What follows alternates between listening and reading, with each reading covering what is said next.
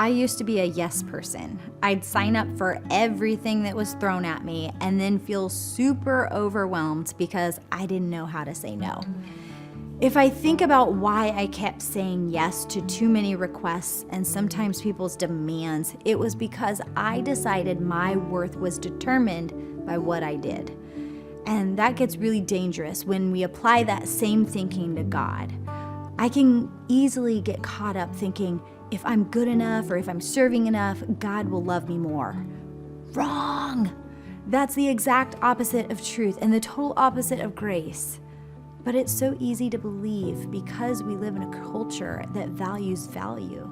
If I'm valuable, I'm liked. The more I please people with what I do, the more they seem to accept me, right? And that's why I was so drawn to Paul's words to the Galatians. He tore down the idea that you have to do something to be worthy of God's love. In early Christianity, the biggest hurdle non-Jews were being pressured to do to prove themselves worthy of being part of God's family was to be circumcised.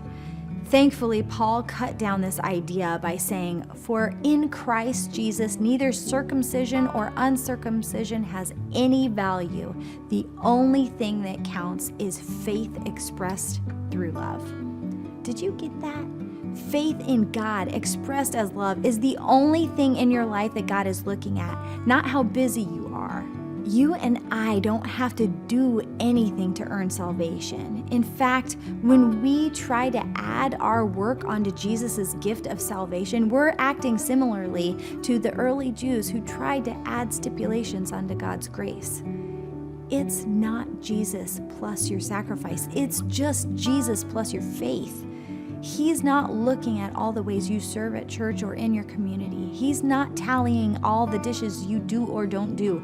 The only thing that counts in your life is faith lived out in love. It brings us from a posture of doing to one of living. If I'm truly believing that I'm fully accepted by God, I have nothing to prove. It frees me to live loved and to live out that love to others. So I want to ask you a question. Do you believe you're fully accepted by God, not by what you do, but simply because He loves you? If you're not sure, that's okay.